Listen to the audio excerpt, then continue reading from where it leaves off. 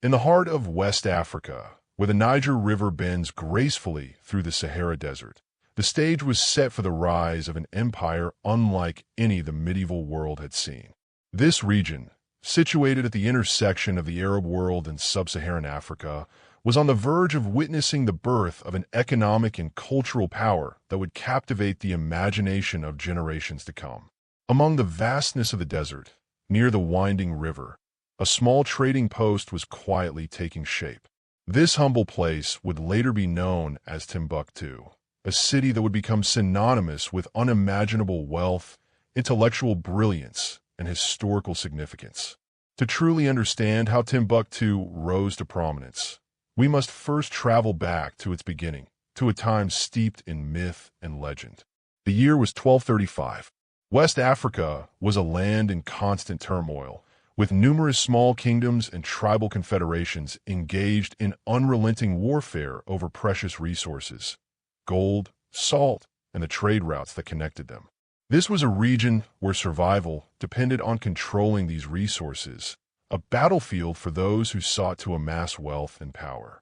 But it was in the midst of this chaos that a figure emerged whose name would be etched in history for generations. His rise to power, though seemingly destined for failure, would transform the entire region.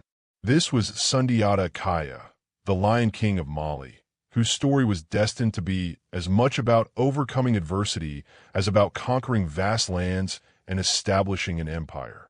Sundiata's journey to power began under the most difficult of circumstances. Born as a cripple, unable to walk during his early years, he was mocked and belittled by his own people, who saw him as weak and unworthy of leadership. His kingdom was eventually conquered by the sorcerer King Sumeru, forcing Sundiata into exile. Alone and vulnerable, he wandered from court to court, seeking refuge and protection, always with the weight of his people's expectations haunting him. But this period of exile, though seemingly bleak, proved to be a transformative time for Sundiata. Instead of succumbing to despair, he began to learn. He studied the military tactics of the various peoples he encountered, gaining valuable insights into their strategies. More importantly, Sundiata mastered the art of diplomacy, understanding the importance of uniting divided people under a common cause. It was during these years that he discovered the true power of unity, a concept that would shape his future endeavors and lead him to revolutionize African politics. By the time Sundiata returned to challenge King Sumeru in 1235, he was no longer the weak, mocked prince who had once been exiled. He returned as the leader of a formidable coalition of rival tribes, all united under the revolutionary idea that would come to be known as the Mandan Charter. This charter, widely considered to be the first written constitution in African history, would lay the foundation for the Mali Empire's future success. When Sundiata and his united forces faced Sumeru in the Battle of Karina, it was more than just a military engagement. It was the birth of a new kind of state in Africa, one based on principles of unity, social responsibility, and political innovation. The Mandan Charter was ahead of its time, setting forth principles that would shape Mali for centuries to come. Among its most remarkable provisions were protections for women and children during times of war, a commitment to environmental conservation, and a social system that balanced individual rights with the collective good. These were not just ideals. They were the building blocks of a society that would eventually become one of the wealthiest and most advanced in the world. But what truly set Sundiata's empire apart was not just the military conquest or political reforms. It was his visionary approach to governance. Unlike European rulers of the time, who sought to consolidate power through oppression and force, Sundiata understood that true strength lay in creating systems that allowed everyone to prosper. His empire was built not just on gold and salt, but on the foundations of knowledge, sustainability, and social harmony. In the year 1250, just 15 years after Sundiata's monumental victory, the Mali Empire had become a powerhouse. The empire's wealth was largely derived from the vast natural resources within its borders. To the north, the Sahara Desert concealed salt mines of immense value, so valuable that a pound of salt could be exchanged for a pound of gold. The town of Tagaza, deep in the desert, was built entirely of salt, with every structure, including the streets and furniture, crafted from this precious mineral. To the south, the river regions were rich in gold, with rivers carrying gold dust downstream, shimmering like glittering promises of prosperity. Yet, the Mali Empire did not simply stumble upon these resources. Instead, they built a sophisticated civilization around controlling and refining them. Malian miners developed techniques so advanced that they would not be surpassed until the Industrial Revolution. Their underground networks stretched for miles, equipped with ventilation systems that ensured miners' safety at depths that would challenge even modern mining technologies. What was even more remarkable, however, was how the Mali Empire managed its resources. While European mines were often exhausted after a single generation, the gold mines of Mali operated on a rotation system that allowed the land to recover between mining seasons. This sustainable approach ensured that Mali's wealth would endure for centuries, creating a model that European nations would struggle to replicate. Gold and salt were only the beginning of Mali's genius, however. The real innovation lay in the understanding that wealth without knowledge is fleeting, while knowledge without wealth is powerless. And it was here that Timbuktu played a pivotal role in the rise of the Mali Empire. Timbuktu, once a simple seasonal camp for the nomadic Tor people, was about to become something far greater. Originally named after the Tor woman, a butt, who was tasked with guarding a well while the men of her tribe were away, the name itself symbolized the humble origins of a city that would grow to rival the greatest urban centers of the world. The location of Timbuktu, nestled at the point where the Niger River comes closest to the Sahara Desert, was fortuitous. It was an ideal meeting point for the traders of the river and the traders of the desert, the camel caravans of the north and the riverine boatmen of the south. It was the perfect place for a commercial crossroads, where goods from both the Mediterranean world and sub-Saharan Africa could be exchanged. As Timbuktu's trade network expanded, so did its influence. By 1200, what had started as a modest trading post had blossomed into a bustling market town. Merchants from the south arrived by boat, bringing gold, ivory, and slaves from the rich river valleys, while traders from the north came by camel, carrying salt, horses, and manufactured goods from the Arab world and the Mediterranean. But it was not until Sundiata's vision of what Timbuktu could become that the city truly began to thrive.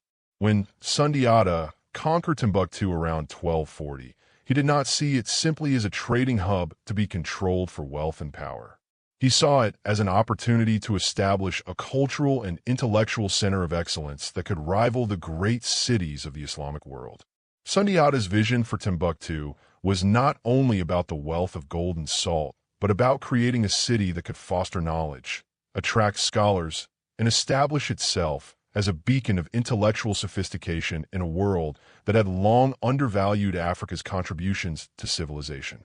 Sundiata began offering protection and incentives to scholars, teachers, and artisans, encouraging them to settle in Timbuktu.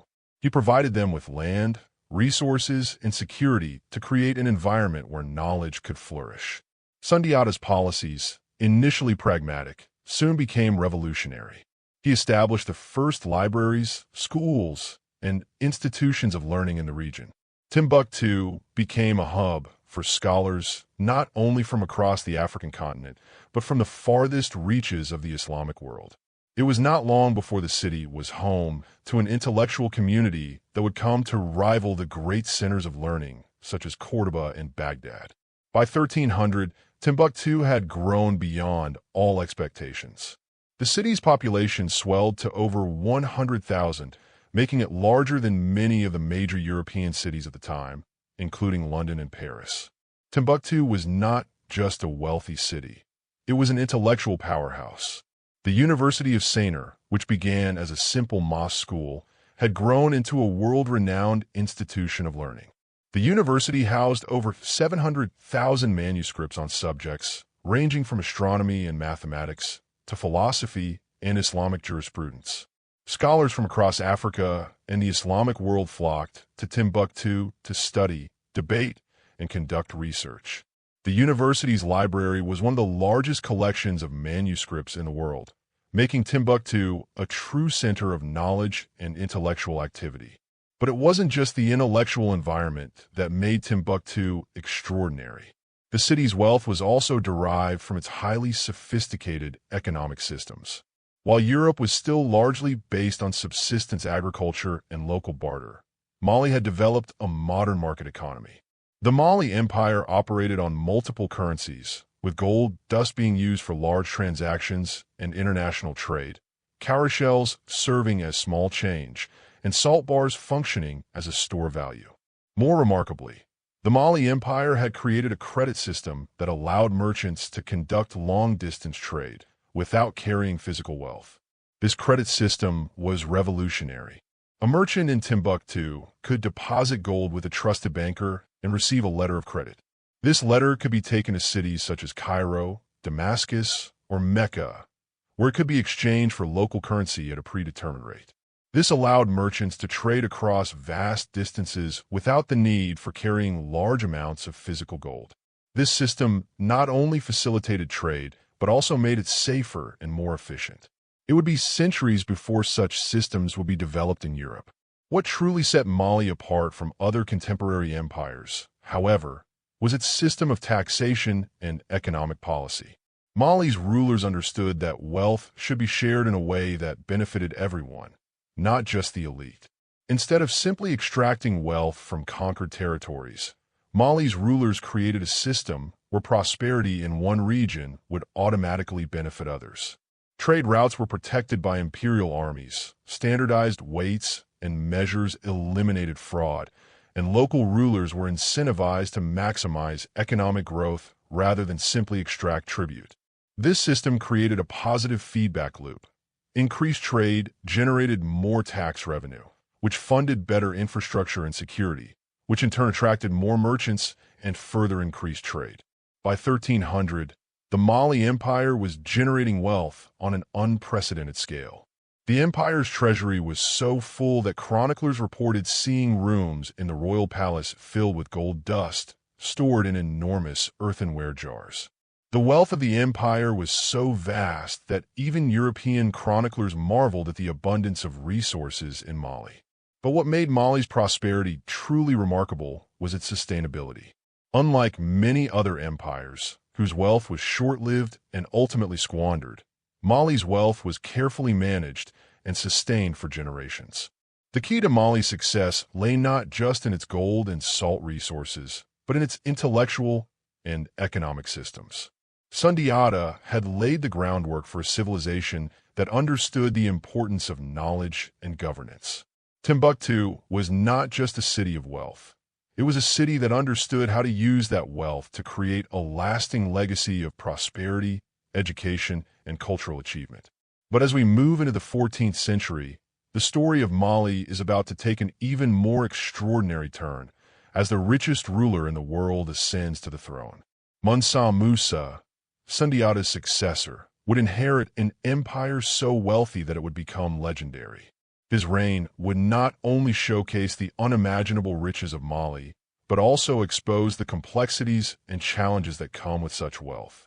Mansa Musa's famous pilgrimage to Mecca in 1324 would be the event that would forever change the way the world viewed Africa. But it would also set in motion forces that would ultimately threaten the stability of the empire he inherited. The tale of Mansa Musa is not just about the extraordinary wealth of the Mali Empire. It is about the interplay between power, diplomacy, and the global stage. It is a story of how one ruler's actions could shift the balance of economic and political power on a global scale, and how even the wealthiest and most powerful empires can find themselves vulnerable when they attract the attention of the world. In 1312, the throne of the Mali Empire passed into the hands of a man whose name would become synonymous with unparalleled wealth and grandeur: Mansa Musa. Musa's inheritance was not just a kingdom. It was a treasure trove of gold, salt, and resources beyond imagination. The empire, built by Sundiata and sustained by his successors, stretched across a vast expanse of West Africa, covering territories larger than all of Western Europe combined. From the Atlantic coast to the Great Bend of the Niger River, the Mali Empire was a land of unimaginable riches, political sophistication, and intellectual vibrancy. But Mansa Musa, a man destined to be remembered not just as a ruler, but as the richest human being who ever lived, would soon face a monumental challenge. How to manage an empire so wealthy that even its most powerful king didn't fully understand the true scale of its potential. Musa was more than just a monarch. He was a visionary, one who recognized that his wealth, while immense, could be both a blessing and a curse. Unlike many of his contemporaries who used their power and wealth to assert dominance through force and exploitation, Mansa Musa approached his rule with a different kind of philosophy. He understood that wealth was not merely a tool for self-aggrandizement. It was a vehicle for ensuring prosperity and stability for his people, both now and in the future. Under Musa, the Mali Empire would reach its zenith, not only in terms of economic prosperity, but also in terms of cultural and intellectual achievement. Musa's political acumen was undeniable. He was not a distant ruler who sat idly in his palace. Rather, he was actively involved in the governance of his empire, using his remarkable intelligence to manage the intricate systems of administration and control that kept Mali functioning smoothly. A polyglot, Musa spoke multiple languages, including Arabic, which allowed him to engage in international diplomacy on equal terms with rulers from across the Islamic world. His deep understanding of the affairs of his empire, combined with his intellectual engagement with scholars, enabled him to establish a stable, centralized government that blended local autonomy with imperial unity. Perhaps the most remarkable aspect of Musa's reign was his development of Mali's administrative and communication systems. While European kingdoms were still struggling with issues of communication and governance, Musa had developed a highly sophisticated relay station network that allowed messages to travel from Timbuktu to the Atlantic coast in under 2 weeks, an achievement that most European rulers could not replicate across far smaller territories. His ability to connect distant parts of the empire ensured that the empire's vast lands remained united, making Mali a cohesive and enduring power. Yet, it wasn't just his governance that set Musa apart. It was his wealth and his ability to wield it strategically that truly distinguished his reign. Mali's gold mines were the heart of the empire's wealth, but Musa understood that hoarding gold would do little to enhance the empire's long-term prosperity. Instead, he employed a form of economic diplomacy that was revolutionary in its scope. Rather than simply storing wealth, Musa used it to fund the expansion of infrastructure, the patronage of the arts, and the development of educational institutions. One of the most significant contributions Musa made to the development of Mali's wealth and influence was his expansion of the University of Sankore in Timbuktu. What began as a small mosque school had, under the patronage of Musa, transformed into one of the most significant academic institutions in the medieval world. Timbuktu, once a dusty desert outpost, was rapidly becoming a center of learning, attracting scholars from all corners of the Islamic world. Musa understood the value of knowledge as much as he understood the value of gold. By investing in education and fostering intellectual growth, he ensured that Mali's future would not just be one of material wealth, but of intellectual achievement as well. Under Musa, Timbuktu's libraries flourished, accumulating hundreds of thousands of manuscripts on subjects ranging from mathematics and astronomy to law and philosophy. The city became the intellectual heart of West Africa, with scholars coming from the Middle East, North Africa, and beyond to study at its universities. Timbuktu's fame as a center of learning would echo through the centuries, making it a beacon of enlightenment in a world that had largely ignored the intellectual achievements of Africa. Musa's wealth, however, would soon become a double-edged sword. While it allowed him to fund grand projects and engage in diplomatic ventures, it also attracted the attention of those who would see his empire's power as a threat. In 1324, Musa made the decision to undertake the Hajj, the pilgrimage to Mecca that every devout Muslim is required to make at least once in their lifetime. But what was a religious duty for most rulers turned into the most extravagant and far-reaching demonstration of wealth the medieval world had ever seen. Musa's pilgrimage was a spectacle unlike anything the Islamic world had ever witnessed. The caravan that accompanied him stretched for miles across the desert, a golden river of humanity moving toward Mecca. With 60,000 people in tow, including 12,000 slaves, Musa's entourage was a display of such opulence that it defied all contemporary understanding of wealth. But it wasn't just the size of the caravan that made this pilgrimage extraordinary. It was the sheer amount of gold that Musa carried with him. Each of the 80 camels in the caravan was loaded with 300 pounds of gold dust, a staggering amount of wealth that would be worth over $600 million in today's currency. This was just the gold they carried for the journey. Musa also brought with him a massive entourage of scholars, craftsmen, and artists, showcasing not just his wealth, but the intellectual and cultural might of Mali. When Musa and his caravan finally arrived in Cairo, the city was left in awe. The wealth that Musa displayed was so vast that it caused inflation in the markets. Gold flooded into Cairo's economy, and the city's prices skyrocketed by as much as 20%. But it wasn't just the economic disruption that shocked the world. It was the revelation that a vast, prosperous African empire existed that was far wealthier than anything European kings or Arab sultans had ever imagined. Musa's pilgrimage to Mecca inadvertently exposed Mali's wealth to the wider world, a revelation that would set in motion a series of events that would eventually lead to the empire's decline. In Cairo, Musa's encounter with the Sultan of the Mamluk dynasty was nothing short of legendary. The Sultan had expected to receive tribute from the foreign ruler, as was the custom of the time. But Musa, understanding his own power, refused to prostrate himself before the Sultan, claiming that, as a fellow Muslim ruler, he owed allegiance only to Allah. The Sultan was stunned, but Musa's generosity soon put any doubts to rest. He distributed enormous quantities of gold to everyone he met, purchasing goods in Cairo's markets at 10 times the asking price simply because he could afford it. Musa's wealth and generosity were so overwhelming that they would become the stuff of legend, and for centuries, his name would be synonymous with unimaginable riches. Musa's pilgrimage was not just a demonstration of wealth. It was a calculated display of power and influence. He used his journey to build diplomatic relationships across the Islamic world, ensuring that Mali's presence on the global stage was recognized. His journey also exposed the broader world to the incredible potential of Mali's economy, intellectual achievements, and military prowess. But, ironically, this very exposure would sow the seeds of Mali's eventual downfall. As Musa returned to Mali in 1325, he was a changed man. The empire had grown in both prestige and wealth, but Musa understood that this newfound fame had also made Mali a target. The Portuguese, eager to establish direct trade routes to Africa's gold mines, began to explore the West African coast, while the Moroccan Empire, eyeing the riches of the Sahel, began to tighten its grip on the trade routes that had been vital to Mali's success.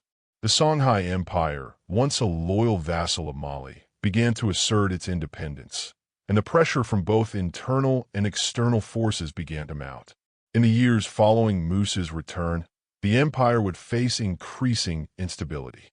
The wealth and sophistication that Musa had worked so hard to build were no longer enough to protect Mali from the shifting tides of history. And as the story of Mali's rise and fall unfolded, it would become clear that the very forces that had made it the wealthiest and most powerful empire in the world would also lead to its eventual disintegration. As Mansa Musa returned to his empire after the monumental journey to Mecca in 1325, he was greeted by his people as a hero, their wealthier-than-ever monarch who had demonstrated the global influence of Mali. But beneath the celebrations and the enormous wealth Musa had lavished upon the regions he visited, a much darker reality was beginning to take root. The empire that had risen so high under Sundiata's leadership and flourished under Musa's reign was now facing forces that would slowly, yet inevitably, undermine its splendor. Mansa Musa's extraordinary wealth, revealed to the world through his pilgrimage, attracted not only admiration but also greed. The vast riches of Mali, particularly the gold and salt that underpinned its economy, became a beacon for foreign powers. The economic impact of Musa's journey, which included flooding markets with gold and causing inflation, had rippled through the Mediterranean world and beyond. The world's attention had been drawn to West Africa, and the once remote region that had thrived in relative isolation from Europe and the Middle East was now exposed to foreign interests who sought to exploit its wealth. In many ways, Musa's desire to showcase Mali's might had set the stage for its eventual vulnerability. Musa's journey had also revealed something else: the limitations of Mali's economy and the unsustainable nature of its resource management. The gold that had been so abundant for centuries began to lose its value as global trade routes shifted and new sources of wealth were discovered. The vast wealth that Musa had so carefully built up over his reign now became a double-edged sword. Foreign traders, explorers, and even rival African kingdoms began to seek new ways to bypass Mali's control over the lucrative trans-Saharan trade routes. The most immediate threat came from the Moroccan Empire. Situated to the north of Mali, the Moroccans had long been envious of Mali's gold reserves. Under the leadership of Sultan Ahmad al-Mansur, Morocco sought to expand its reach into the Sahara and gain control over the northern trade routes that supplied gold to the Mediterranean. Morocco, with its strategic location and access to European trade networks, recognized that controlling the trade in gold and salt would give them the economic and political dominance they so desperately desired. This desire for control, coupled with Morocco's military advancements, would prove to be a formidable challenge for the once powerful Mali Empire. While Musa's wealth had attracted admiration, it had also made the empire a prime target for conquest. The once robust defenses of the Mali Empire, which had been so effectively managed during Musa's reign, were now facing significant threats. The very wealth that had created the empire's greatness now painted a target on its back. The empire, weakened by internal strife, was ill-prepared to defend itself from external invasions and internal rebellions. The situation within the empire was also becoming increasingly unstable. After Musa's death in 1337, the throne passed to his son, Magan, whose reign was marked by a series of challenges. Despite being well-educated, Magan lacked his father's charisma and political genius. His leadership was less assertive, and his inability to maintain the intricate political and military systems his father had established began to unravel the cohesion of the empire. Without Musa's strong hand to guide them, the provinces began to fracture as local governors tested the limits of central authority. Mali's vast empire, once united under Musa's vision, now began to show signs of disintegration. Tax collection became erratic, trade disputes festered, and political discontent spread throughout the empire. The empire's problems were compounded by economic challenges. Musa's lavish spending during his pilgrimage, combined with the enormous cost of the construction projects in Timbuktu, had stretched Mali's gold reserves to their breaking point. The extensive palace complex and the University of Sankore, both symbols of Mali's grandeur, were financial drains that placed considerable strain on the empire's already fragile resources. While Musa had been able to balance the empire's wealth with careful governance, his successors lacked the vision to maintain the delicate balance between spending and saving. Mali's wealth, once its greatest asset, had become a heavy burden that no ruler could manage effectively in the long term. Mali's military, once a powerful force in the region, was also showing signs of decline. The empire's vast size made it difficult to defend, and with the rise of rival powers, including the emerging Songhai Empire, Mali's once impregnable military might was no longer the force it had once been. The military commanders, once loyal to the central authority of the empire, began to lose discipline and morale as they were not being paid regularly or adequately supported. The armies that had once helped secure Mali's borders and maintain its trade routes were now struggling to defend the empire against both internal and external threats. As the Mali Empire's political and military systems began to crumble, the Songhai people, who had long been vassals of Mali, began to assert their independence. Led by ambitious leaders, the Songhai began to challenge Mali's dominance in the region. The leadership of the Songhai, initially dependent on Mali for protection and resources, began to realize that with Mali weakened, it had the opportunity to seize control of the region. The Songhai people, skilled in trade and warfare, soon began to establish their own power base, positioning themselves as rivals to the Mali Empire. By the mid-14th century, the Songhai Empire was gaining strength. Under the leadership of figures like Sunni Ali Ber, the Songhai Empire grew in both military power and economic influence. The Songhai sought to control the trade routes that had once been under Mali's dominion, and as they did so, they began to challenge Mali's cultural and intellectual supremacy. The once glorious city of Timbuktu, which had flourished under Musa, began to feel the weight of these external pressures. The intellectual and cultural vibrancy that had made Timbuktu one of the greatest centers of learning in the world began to decline, as scholars and merchants moved elsewhere in search of more stable and prosperous regions. One of the most significant challenges to Mali's stability was the shifting nature of the international trade networks.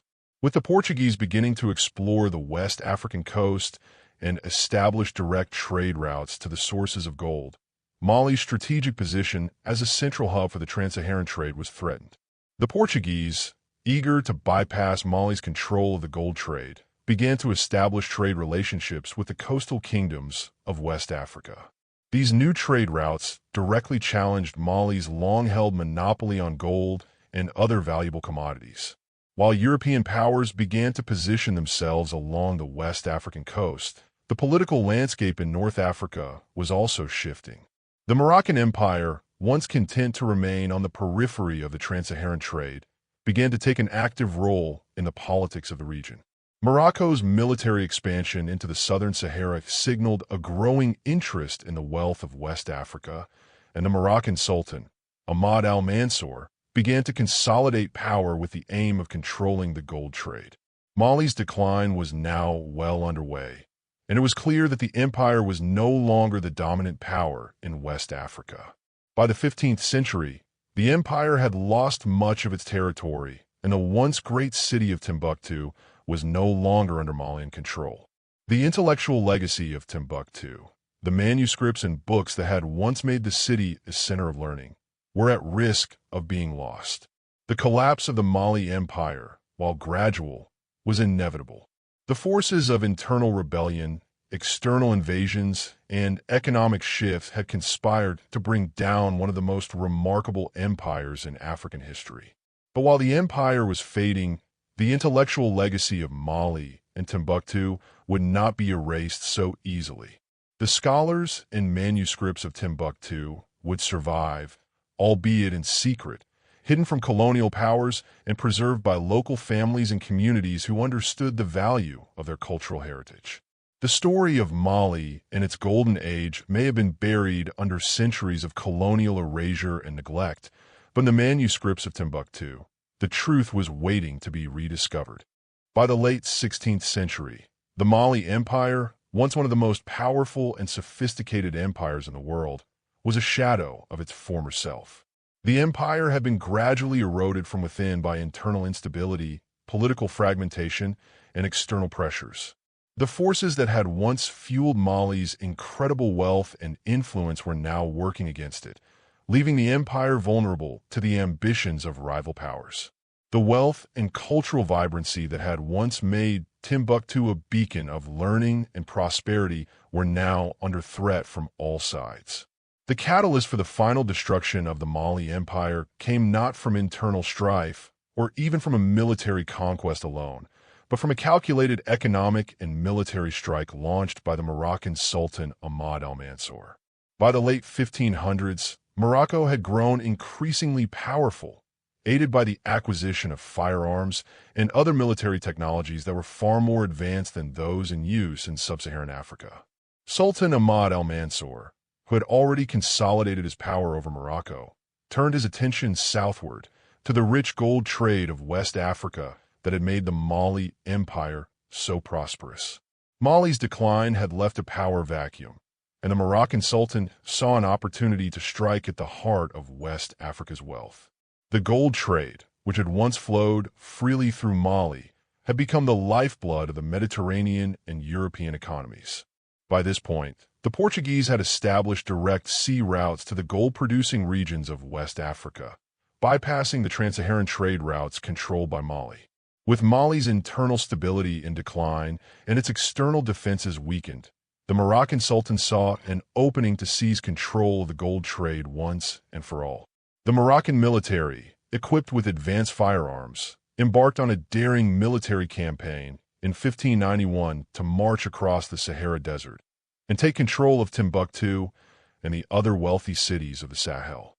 The Moroccan army, led by Jud Pasha, included 4,000 men, soldiers, administrators, and specialists, all focused on capturing the intellectual and economic heart of the Mali Empire.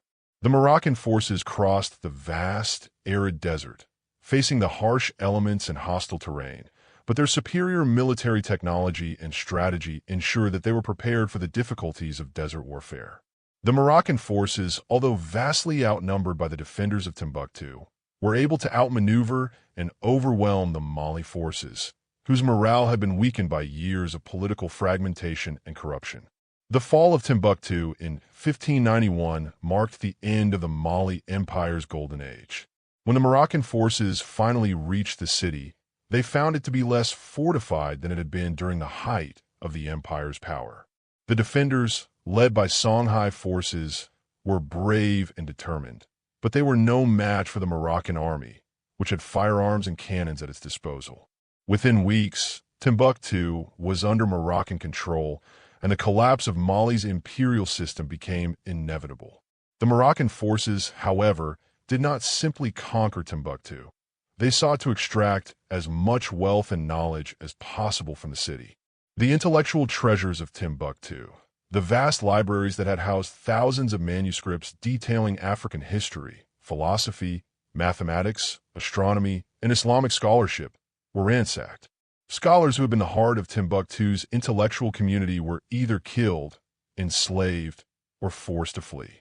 The University of Sankore, once a vibrant center of learning, was abandoned. The systematic looting and destruction of Timbuktu's intellectual legacy represented a loss not only for Mali, but for the entire world. Timbuktu's libraries, which had once contained more manuscripts than all of Europe combined, were stripped bare, and many of the priceless books were either destroyed or shipped back to Morocco as curiosities.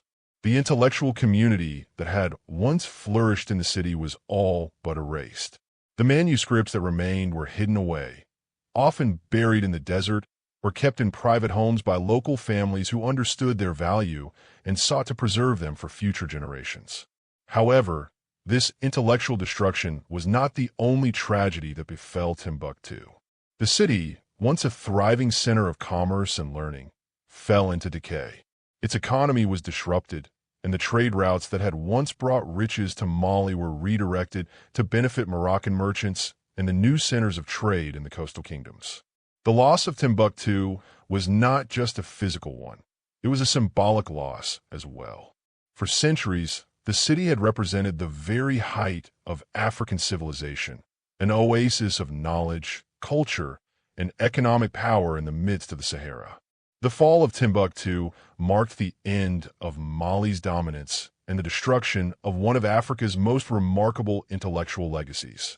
The cultural and historical importance of Timbuktu would not be rediscovered by the wider world until centuries later, when historians and archaeologists began to uncover the hidden manuscripts and bring the city's legacy back to light. In the years following the fall of Timbuktu, the decline of the Mali Empire continued. The Moroccan occupation of the city weakened Mali's economic and cultural foundations, and the empire never fully recovered from the loss of its intellectual and economic center. The Songhai Empire, which had long been a rival to Mali, eventually took control of much of the former Malian territory. However, the Songhai Empire was also unable to withstand the pressures of internal strife, external invasions, and economic decline. By the end of the 16th century, both Mali and Songhai had lost their former power and influence, giving way to new powers in the region. Despite its fall, the legacy of the Mali Empire and its golden age has endured. The wealth and knowledge that once flowed from the region continue to inspire admiration and respect, even as the empire itself crumbled. The rediscovery of Timbuktu's manuscripts in the 20th century has allowed historians and scholars to piece together the intellectual achievements of the Mali Empire. Timbuktu's manuscripts, many of which were preserved in secret for centuries, have revealed a rich history of African scholarship, scientific inquiry, and cultural exchange that had been lost to the world for generations. The destruction of Timbuktu, while tragic, did not erase its intellectual and cultural contributions. Today, the manuscripts of Timbuktu serve as a testament to the extraordinary achievements of the Mali Empire and the scholars who once called the city home. The preservation and study of these manuscripts continue to challenge the prevailing narratives about African history, reminding the world that Africa's contributions to human civilization are as rich and complex as those of any other continent. The fall of the Mali Empire and the destruction of Timbuktu were the result of a complex interplay of internal and external forces: economic decline, political fragmentation, external invasions, and shifting global trade routes. But even in its decline, the empire's legacy lives on in the historical memory of Africa and the world. The story of Mali and of Mansa Musa's reign reminds us that even the greatest empires can falter, but their legacies can endure long after their fall. As the Mali Empire crumbled and the once thriving city of Timbuktu fell into the hands of the Moroccans, the legacy of one of the greatest empires in African history seemed to fade into obscurity. The intellectual and economic vitality of the empire that had produced Mansa Musa, the richest ruler the world had ever known, and the scholars of Timbuktu who had contributed to mathematics, astronomy, and Islamic jurisprudence, appear to be lost forever. The world seemed to have forgotten the immense cultural and intellectual contributions of the Mali Empire, and the city of Timbuktu, once a center of learning and trade, was reduced to a forgotten outpost. However, the history of Mali and Timbuktu did not disappear entirely. Even after the collapse of the empire and the destruction of its libraries, the intellectual treasures of Timbuktu were not entirely erased. While the manuscripts were looted or hidden away, some scholars and local families understood the immense value of these texts. These manuscripts, once thought to be lost to time, were carefully preserved in secret, often hidden away for centuries.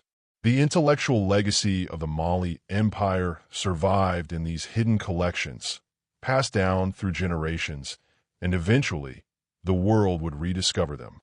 It wasn't until the 20th century that the incredible story of Timbuktu's scholarly achievements began to emerge again.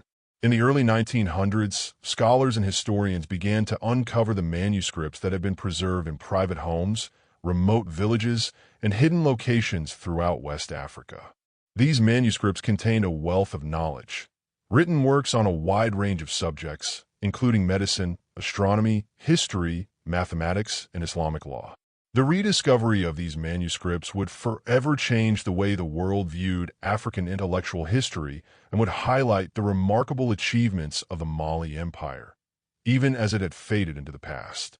The manuscripts revealed that Timbuktu was not just a center for religious learning, but a hub of scientific inquiry and intellectual exchange.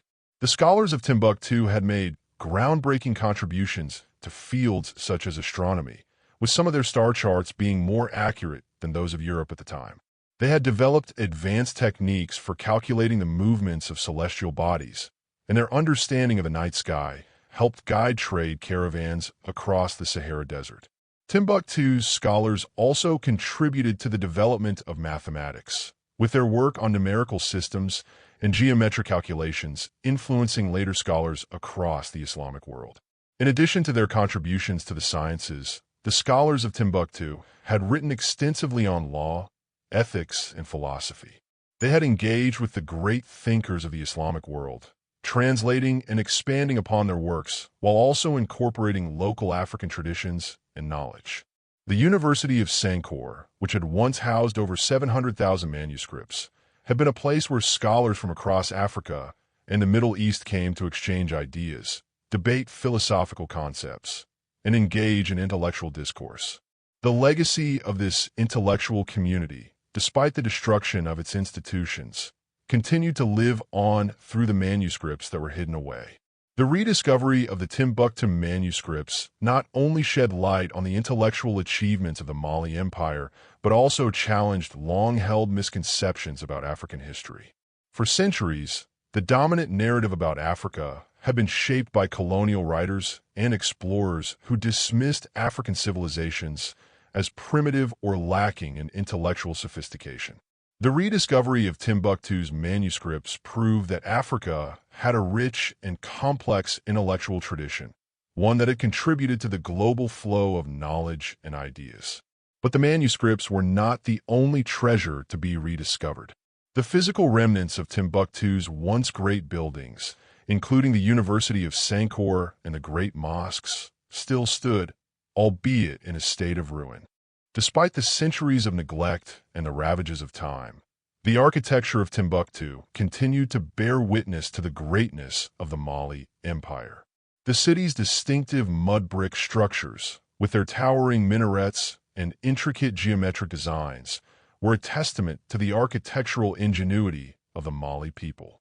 The preservation of these structures, along with the manuscripts, became a key part of the effort to recover and preserve the history of the Mali Empire.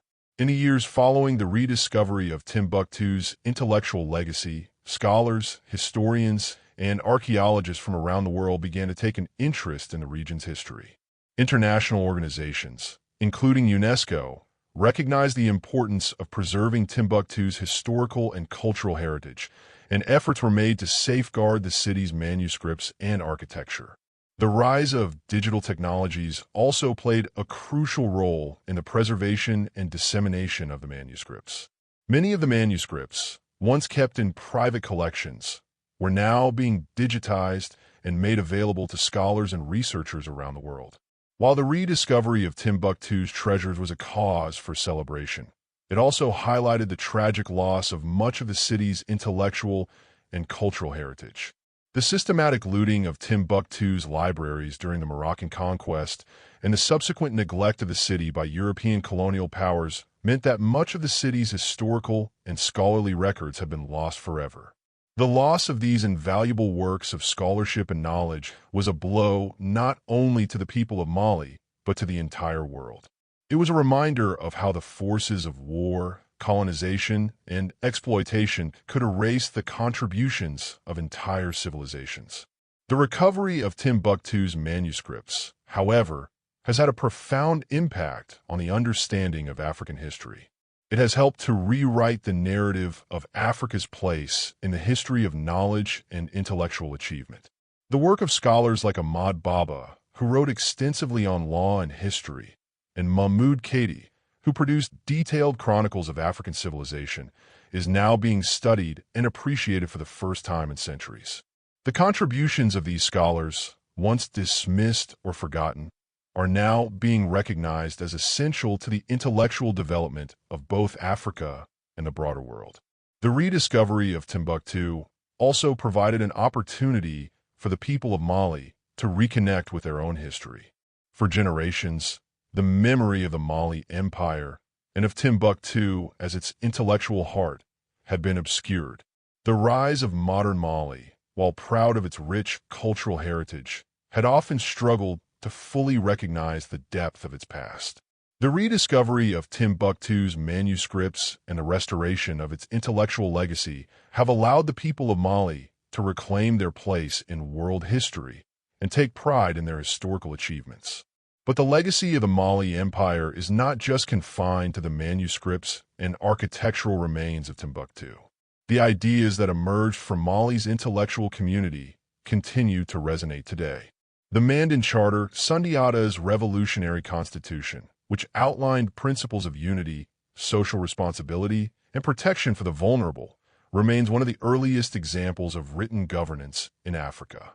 The values embedded in the Mandan Charter, including a commitment to justice, equality, and environmental conservation, are still relevant today, as the people of Mali and other African nations continue to strive for political and social reform. Furthermore, the story of Mansa Musa and his empire remains an inspiration to people around the world. Mansa Musa's wealth, though unimaginable in its scale, was never hoarded for personal gain. Instead, it was used to foster education, promote the arts, and create a society that balanced individual wealth with collective well-being. His vision of a prosperous and inclusive society, where wealth and knowledge were shared for the benefit of all, remains a powerful example of what can be achieved when rulers govern with foresight, compassion, and integrity. The rediscovery of the Mali Empire and Timbuktu's intellectual heritage serves as a reminder of the importance of preserving history, not just for the sake of remembering the past, but for ensuring that future generations can learn from it. The destruction of Timbuktu and the fall of the Mali Empire were tragic events, but they also provided the world with valuable lessons about the fragility of even the most powerful civilizations.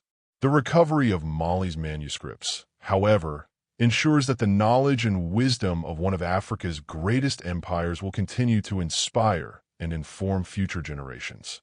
The rediscovery of the Mali Empire's intellectual and cultural legacy did not just reshape the historical narrative of Africa. It fundamentally altered the way the world viewed the continent's contributions to human civilization. Timbuktu, long reduced to a mere myth in Western minds, emerged from the shadows as a vibrant center of knowledge and intellectual achievement. Scholars, historians, and archaeologists began to delve into the vast collection of manuscripts, revealing a wealth of information that had been hidden for centuries. These manuscripts, many of which were preserved by local families in Mali, would become the key to understanding the profound legacy of the Mali Empire and the brilliance of its intellectual community. The impact of this rediscovery was felt far beyond the borders of Mali and Africa. The manuscripts from Timbuktu opened up new avenues of scholarship and research, not only in African history, but in the broader fields of Islamic studies, mathematics, astronomy, and medicine. The works of Timbuktu scholars, such as Ahmad Baba, Mahmud Kadi, and others, became crucial sources for understanding the intellectual traditions of the Sahel and the wider Islamic world. Their writings on law, philosophy, astronomy, and medicine were groundbreaking for their time, blending African traditions with Islamic scholarship to create a unique intellectual culture. The rediscovery of Timbuktu's manuscripts also highlighted the intricate connections between Africa and the broader Islamic world. While many in the West had assumed that Africa was intellectually isolated from the great centers of learning in the Middle East and Europe, the manuscripts revealed a different story. Timbuktu had been a vital crossroads of trade, culture, and knowledge, connecting sub-Saharan Africa with the Islamic world and beyond. Scholars traveled from the farthest reaches of the Islamic world to study in Timbuktu, contributing to a rich exchange of ideas and knowledge. This intellectual exchange had a profound impact on the development of both African and Islamic thought. But it wasn't just the intellectual achievements of Timbuktu that were rediscovered. It was also the city's role as a major commercial hub. In the 14th century, Timbuktu had been one of the wealthiest cities in the world, a thriving center for trade in gold, salt, ivory, and slaves. The wealth generated by the trans-Saharan trade routes made the Mali Empire an economic powerhouse, and Timbuktu was the beating heart of this commerce. The city's merchants traded goods with traders from North Africa, the Middle East, and Europe, facilitating a flow of wealth and resources that was unmatched at the time. This economic prosperity was directly linked to the intellectual achievements of the city, as wealth and knowledge were deeply intertwined. Timbuktu's manuscripts provided critical insights into the commercial networks that sustained the Mali Empire. The city's scholars wrote extensively on economics, trade, and governance, offering a sophisticated understanding of the systems that underpin the empire's wealth. The Mandan Charter, Sundiata's groundbreaking document that established principles of governance, social justice, and unity, was a direct result of this intellectual and economic dynamism.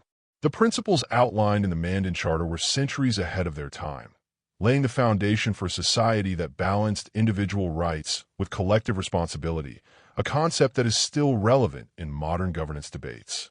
Despite the wealth and intellectual brilliance of the Mali Empire, the empire's decline highlighted a crucial lesson: the fragility of even the most powerful civilizations.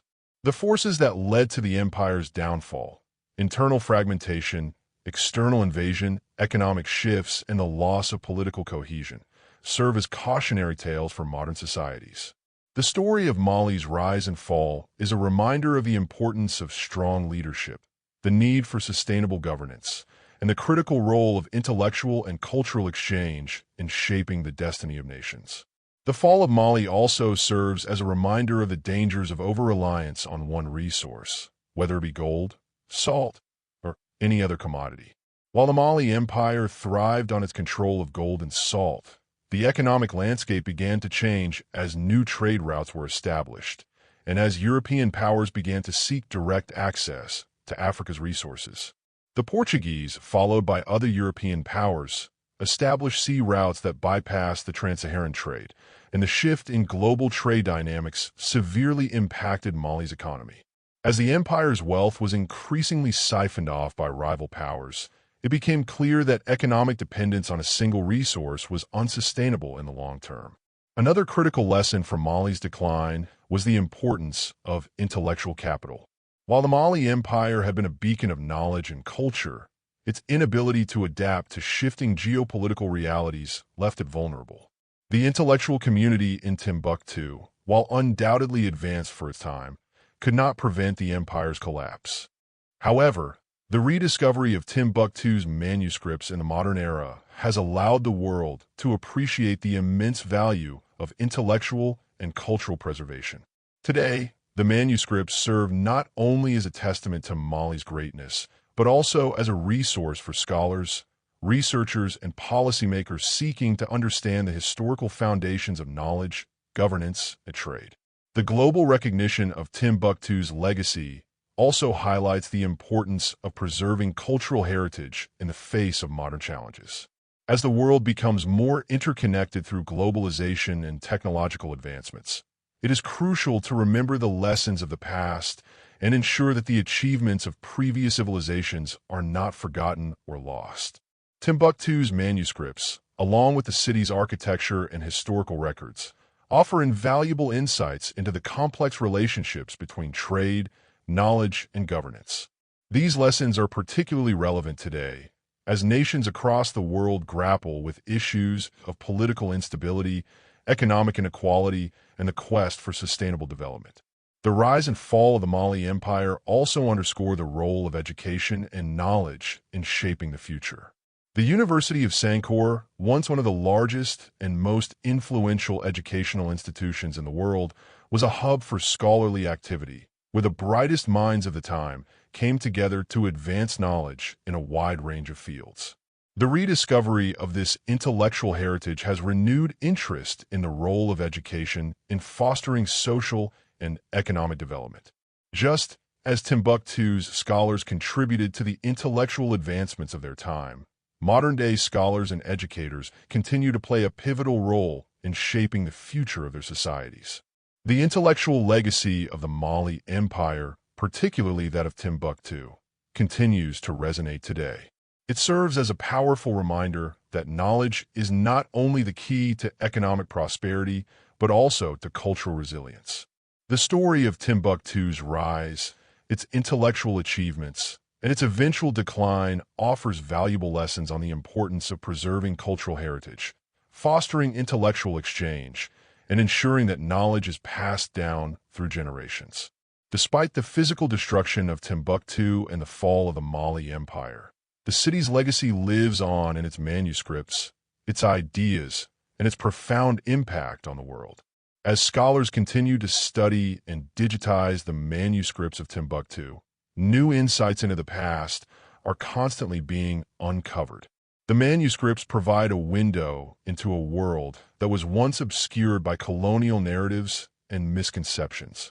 By recovering and studying these texts, the world is able to recognize the true brilliance of the Mali Empire and its contribution to human civilization. The rediscovery of Timbuktu's intellectual legacy is not just a historical triumph. It is a call to action for the preservation of the world's cultural heritage and the continued pursuit of knowledge. The rediscovery of the Mali Empire's cultural and intellectual legacy was not merely an academic endeavor. It became a moment of reckoning for how we understand Africa's place in world history. For centuries, the accomplishments of African civilizations were marginalized, overlooked, or entirely erased from the historical narrative by colonial powers eager to promote the idea of a civilizing mission in Africa. The uncovering of Timbuktu's manuscripts challenged this narrative and underscored the depth and richness of African intellectual history, offering a broader and more inclusive perspective on the global history of knowledge. As the manuscripts from Timbuktu were rediscovered and preserved, they began to reshape the understanding of Africa's intellectual contributions. Timbuktu had once been a beacon of knowledge, attracting scholars, scientists, and intellectuals from across the Islamic world, Europe, and sub-Saharan Africa. It was here, in the heart of the Mali Empire, that some of the most advanced works of mathematics, astronomy, medicine, and law were produced, blending Islamic scholarship with indigenous African traditions. These manuscripts, which have been hidden for centuries, illuminated a sophisticated intellectual tradition that had been largely ignored in global history. They revealed a complex and vibrant world of thought that connected Africa to the wider world, making it clear that Africa had played a central role in the intellectual and cultural exchanges that shaped human civilization. The manuscripts from Timbuktu's libraries covered a vast array of subjects, from Islamic jurisprudence and philosophy to scientific treatises on astronomy, medicine, and mathematics. The works of scholars like Ahmad Baba, Mahmoud Kadi, and others offered insights into the legal systems, governance structures, and societal values of the Mali Empire. These scholars were not simply passive recipients of Islamic knowledge, but were active contributors to the intellectual traditions of the Islamic world, synthesizing African thought with Islamic scholarship to create something uniquely African and Islamic in character. This intellectual synthesis was what made Timbuktu such a vital center of learning during its peak in the 14th and 15th centuries. The manuscripts also contain valuable insights into the political and economic systems that supported the Mali Empire. The Mandan Charter, which Sundiata Keita established as the first written constitution of the Mali Empire, laid out principles of governance that were remarkably advanced for its time. These principles emphasized unity, social responsibility, and justice for all citizens, particularly the vulnerable, values that were reflected in the empire's legal and social structures.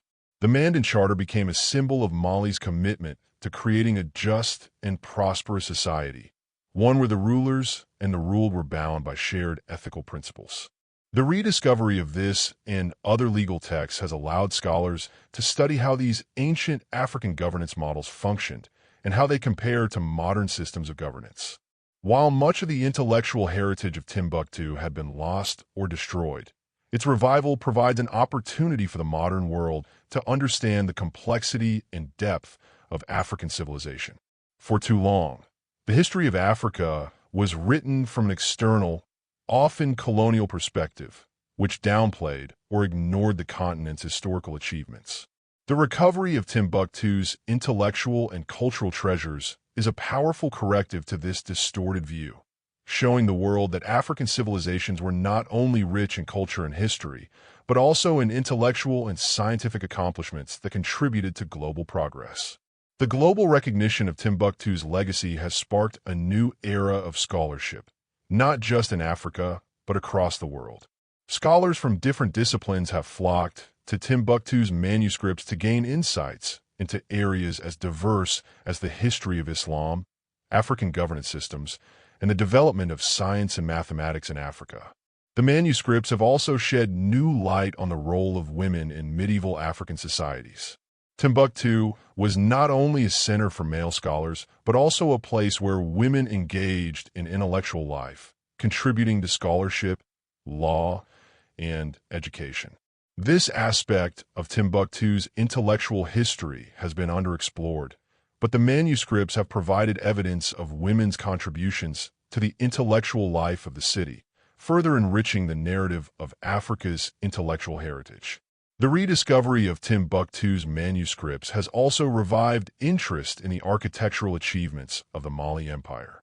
Timbuktu's mud brick architecture, with its distinctive pyramidal minarets and intricate designs, remains one of the most enduring symbols of the empire's grandeur. While the city's intellectual heritage has been brought back to life, the physical structures that once housed this knowledge and culture are also being preserved and studied. The mosques and the University of Sankor's architectural remnants stand as testament to the empire's commitment to learning and culture.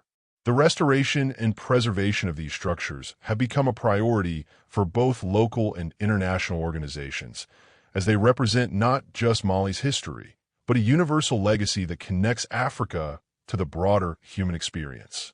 Today, the story of Timbuktu's rise and fall is not just a tale of Africa's past, but also a story of resilience and reclamation.